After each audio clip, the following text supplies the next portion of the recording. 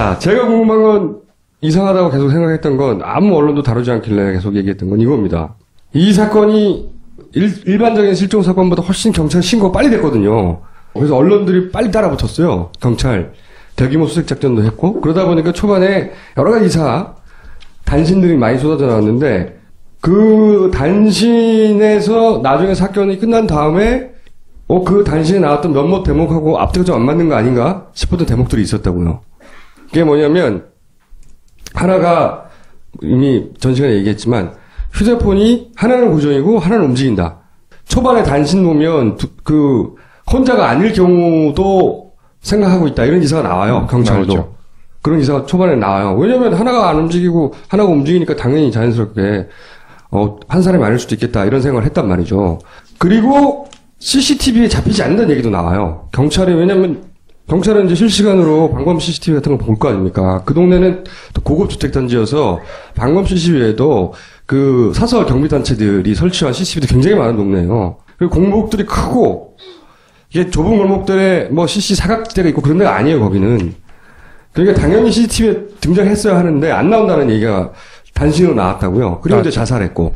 그래서 나중에는 저는 이제 이게 경찰 수사에 의해서 휴대폰은 어떻게 됐고 또 한 사람이 있었다든지 아니면 CCTV에는 결국 누가 어떻게 잡혔다. 이게 나올 줄 알았어. 근데 안 나오더라는 거지. 그래서 난 이상하게 생각했다는 거야. 근데 그 이유를 추적하는 기사가 하나도 없다는 거죠. 이상한 생각 안 했어요? 이상해서 이제 총수가 문제 제기한 것까지 보고 나서 저는 이제 당시에 현장 취재를 한 게 아니었기 때문에 현장 취재했던 기자들한테 좀 물어봤습니다. 이게 어떻게 된 거냐 그랬더니 북한산에는 기지국이 없기 때문에 산 쪽에는 기지국이 없어서 이제 그 인근 기지국에서 신호를 잡아오는데 제가 이 전파 쪽의 전문가는 아닙니다만 어쨌든 그렇게 잡아오는데 이 두 대 전화기가 각각 다른 기지국 신호를 잡아오다 보니까 일어난 일일 수 있다. 이런 설명을 그게 이제 굉장히 어설픈 게 알면 그렇게 되는 거예요. 응? 그 설명은 뭐냐면 핸즈오프라고 기지국이 A가 있고 B가 있어. 근데 그 도도상간 지역처럼 기지국 거리가 굉장히 멀어요. 그래서 휴대폰이 A하고 B 중간 어딘가에 있어. 근데 A를 신호를 잡았다가 이 기지국 신호가 약해서 B를 잡아. 얘는 움직이지 않았는데. 그럴 수 있다는 거거든요. 핸즈오프만 일어났다는 거야. 기지국에서. 그런데 이 서울의 평창동이에요. 그렇게 기지국이 멀리 있지 않아요. 게다가 왜 중계기라는 얘기 들어봤죠. 큰 빌딩이 있거나 아니면 지하 아니면 벽이 두꺼워. 그럼 신호가 잘 통과를 못해요. 그럼 거기에 중계기를 단다고요. 다. 그렇죠.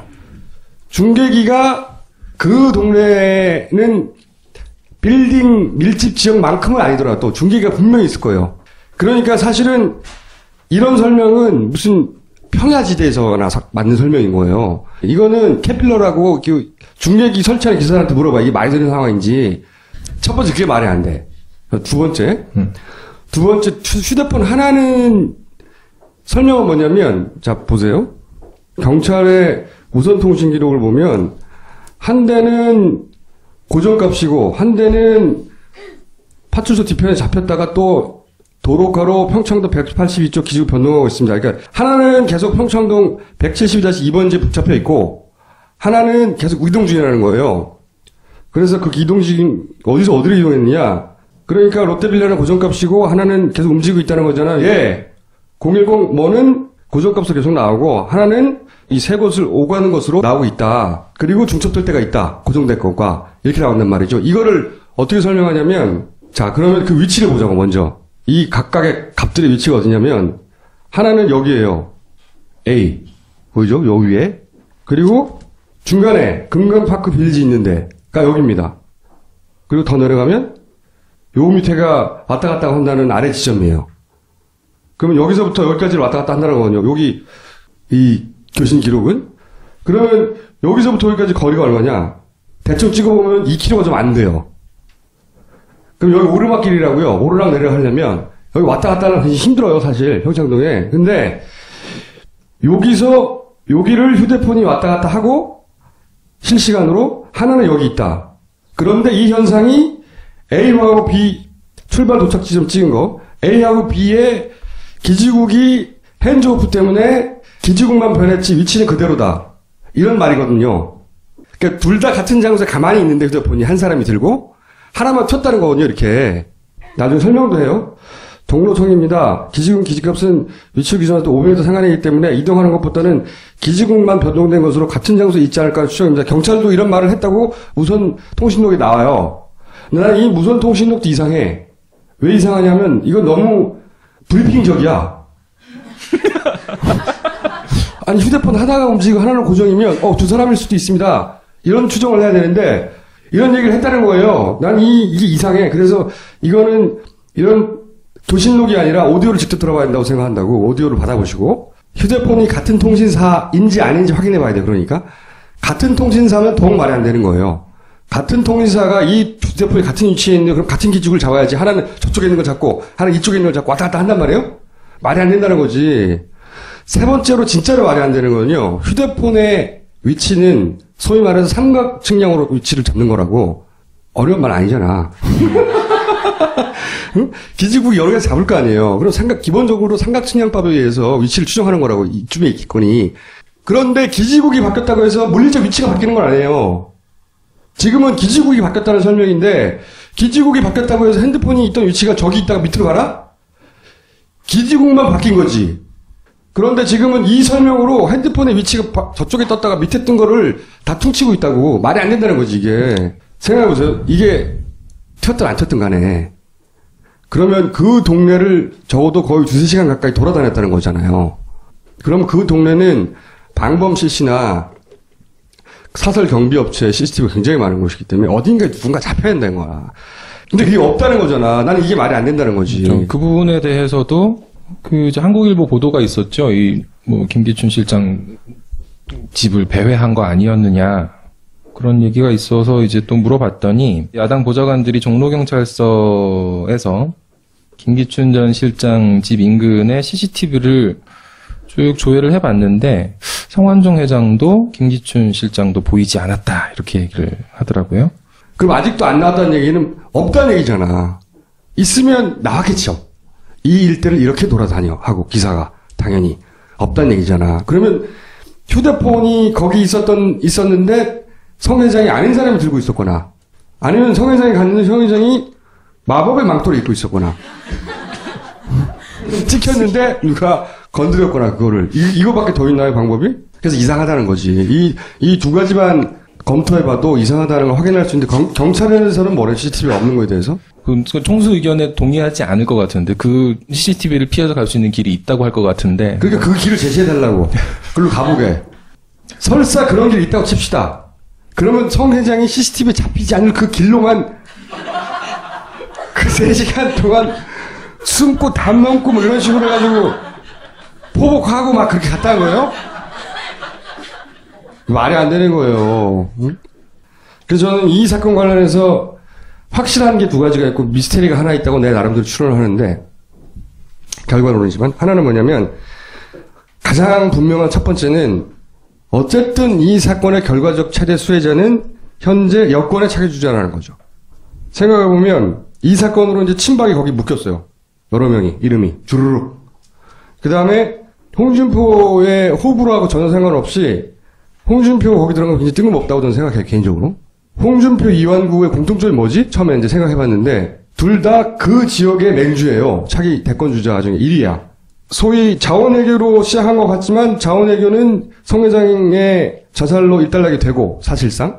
자원외교로 시작할 동력이 없었죠. 그리고 나서는 갑자기 말을 갈아타고, 언론들도 문재인의 그 사면, 국면으로 몰고 갔죠. 지금 없어졌어요. 그거는 선거 전에 그렇게 몰고 간 건데 어쨌든 타격은 입었죠. 그것 때문에.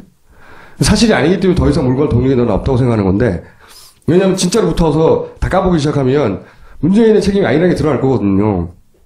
어쨌든 문재인도 타격을 입었어요. 그럼 최대 수혜자는 현 여권의 차기주자라는 거죠. 결과론이지만 그건 분명하다. 첫 번째. 그 두 번째는 뭐냐. 두 번째로 확실한 건 미스테리한 건 뭐냐. 하나. 제가 이런 그림을 그리잖아요, 막. 그러니까, 결과론에서 하나 그림을 끄집어내고, 초반에 이상한 점에서 막 끄집어내고, 중간에 메꿔지지 않는 지점들이 있죠. 근데 중간에 메꿔지지 않는 지점을 막 메꾸려면 누군가가 일정 정도 기획을 했다. 처음에 성 회장을 자원외교로 엮어서, 어쨌든 문재인까지 끌고 간다는 기획은 가능하다. 자살까지 몰라도. 이런 기획을 막 했다고 쳐봐요. 근데 그 기획에서 이상한 점이 한 가지가 뭐냐면 이완구 총리가 타격을 입는다 이거예요. 이렇게 되면 사실은 대통령에 심각한 타격이란 말이죠. 게다가 대통령이 해외 순방을 갔을 뿐만 아니라 당시에 이제 댓글들 유심히 보면 대통령의 보호를 별로 못 받아요. 그래서 저는 생각했던 게, 이건 현재 권력의 핵심층 중에 양다리를 걸치고 있는 사람이 있지 않을까. 저쪽 편. 미래 권력이라고 하는. 그리고 두 번째로 확실한 거는 이거예요. 김무성 현 대표와 박근혜 현 대통령이 부딪히고 있다는 거. 김무성 대표 입에서 나온 얘기 중에 곧 대통령이 돌아오면 대통령의 사과가 있을 거다. 이완구 총리에 관해서. 저는 이 내용이 힘의 균형이 넘어가고 있구나. 라고 생각한 기사예요. 왜 그러냐면 그 사람들 간의 권력의 알력이나 그걸로 볼 때, 위계로 볼 때 당대표가 대통령 곧 사과할 거야. 대통령이 곧 사과할 거라는 말은 아무도 할 수 없는 말이에요. 청와대에서도 할 수도 없고. 대통령의 사과는 대통령이 나와서 사과해야지 그때 사과한 줄 아는 거야. 근데 대통령이 사과할 거라잖아. 사과 안 했죠. 전혀 안 했어요. 뭐 정면 돌파니 어쩌니. 그 다음에 공무원 연금 개혁 가지고 여야 합의했잖아요. 지금 제대로 통과가 안 되고 있죠. 여하간 청와대가 애초에 계획했던 것보다는 덜 걷고 더 많이 주는 거거든요. 근데 이걸 대통령이 이 브레이크를 걸었죠. 그리고 월권이라고 말해요. 누구한테? 문재인에게 아니 기무성하게 하는 말이에요. 성완종 사건의 본질은 권력 이동이라는 거지. 권력의 축이 현재 권력에서 미래 권력으로 넘어가고 있는 와중을 상징적으로 드러난 사건이라 이거야 이게. 라고 나는 생각하는데 아무도 이 생각에 동의를 안 해주는 표정들이네. 권력 이동이라는 거. 권력 이동이 지금 심각하게 일어나고 있다는 거죠. 동의 안 해? 제가 지난주에 말씀드렸죠. 이 모든 그 음모는 총수가 와서 마무리하는 걸로. 이 사건 이상한 사람은 없어요? 다 이상하게 생각하지. 꼭 이상하다고 말해줘요. 왜냐면 내가 주변에 얘기를 좀 해봤어요. 야, 이런 점들이 이상한데? 이거 내가 보니 하나의 권력 이동이 일어나는 중인 것 같은데? 이렇게 얘기를 하면 대부분은 미친놈이라는 표정으로. 가까운 사람들도 사람을 잘 사귀어야지.